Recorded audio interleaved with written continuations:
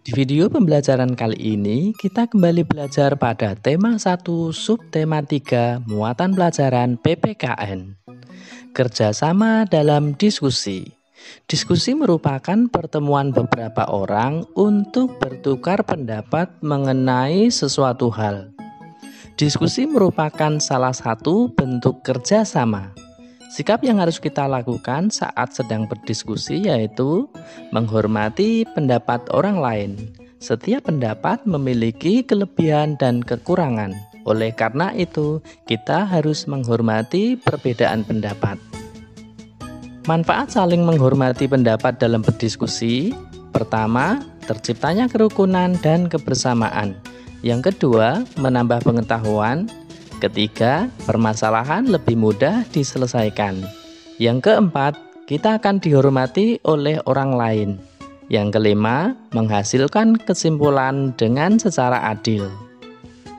Tujuan dan manfaat melakukan kerjasama. Pekerjaan kelompok akan lebih cepat selesai jika dilakukan dengan cara bekerja sama. Tujuan yang kita peroleh dengan melakukan kerjasama yaitu tercapainya kesepakatan bersama dan menghargai satu sama lain.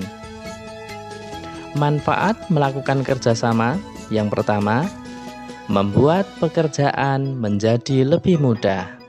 Pekerjaan menjadi cepat selesai, menyelesaikan kesulitan bersama, dan meningkatkan persatuan dan kesatuan. Keragaman permainan tradisional di Indonesia. Indonesia kaya akan keragaman permainan tradisional. Permainan tradisional ada yang dimainkan secara perorangan dan ada juga yang dimainkan secara berkelompok. Nah, berikut ini adalah contoh permainan tradisional yang dilakukan perorangan. Coba perhatikan permainan apa yang dilakukan pada gambar. Ya, permainan ini adalah permainan engklek. Apa nama permainan pada gambar?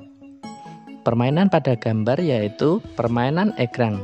Permainan egrang sering kita jumpai dalam perlombaan 17 Agustus. Selanjutnya adalah permainan gasing. Permainan gasing biasanya dilakukan oleh anak laki-laki ya. Selain gasing, permainan yang sering dilakukan perorangan yaitu bermain layang-layang. Ketika kita bermain layang-layang, kita harus bermain di lapangan. Berikutnya adalah contoh permainan tradisional yang dilakukan secara berkelompok.